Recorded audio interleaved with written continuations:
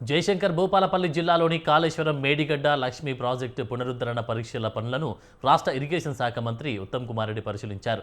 2014 కంటే ముందే కాంగ్రెస్ ప్రభుత్వం డాక్టర్ బిఆర్ అంబేద్కర్ ప్రాణహిత చేవెళ్ల ప్రాజెక్టును 38,000 కోట్లతో చేపట్టినట్టు తెలిపారు. అందులో భాగంగానే దాదాపు 11,000 కోట్ల రూపాయల పనులు పూర్తి కాగా దాదాపు 30% పని జరిగిందని తెలిపారు. 2014 తర్వాత ఏర్పడిన ప్రభుత్వం కావాలని ప్రాజెక్టు డిజైన్ మార్పు చేసి మేడిగడ్డ ప్రాజెక్టు రూపకల్పన చేసినట్టు తెలిపారు. 16.50 లక్షల ఎకరాలకు సాగునీరు అందించేందుకు చేపట్టిన ప్రాజెక్టులు పనులు కావాలని గత ప్రభుత్వ నిర్లక్ష్యం చేయడం వల్ల ఇబ్బంది కలిగిందని విమర్శించారు. 2027 వరకు ప్రాజెక్టు మరమ్మతులు పూర్తి చేసి సాగునీరు అందించేందుకు రాష్ట్ర ప్రభుత్వం అన్ని చర్యలు తీసుకుంటుందని మంత్రి ఉత్తమ్ కుమార్ రెడ్డి తెలిపారు. చట్ట ప్రకారం చట్టపరమైన సంస్థ వాళ్ళు సాంకేతికంగా ఇచ్చిన రిపోర్ట్ ప్రకారం సాంకేతిక పరీక్షలు నడుస్తున్నాయి.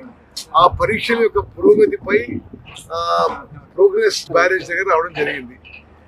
ఇండియాలోనే కొన్ని best known names and experts ఇప్పుడు మేము దీనికి కమిటీ వేయడం జరిగింది. అదేవిధంగా ఒక బెస్ట్ పాసిబుల్ డిజైన్ కన్సల్టెన్సీ ఏవైతే ఐఐటి బాంబేతో జాయింట్ వెంచర్ ఉన్నారో వాళ్ళని ఈ పునరుద్ధరణ కోసం డిజైన్ చేయండి అని చెప్పి ఇప్పుడు ఆ పనులు జరుగుతున్నాయి.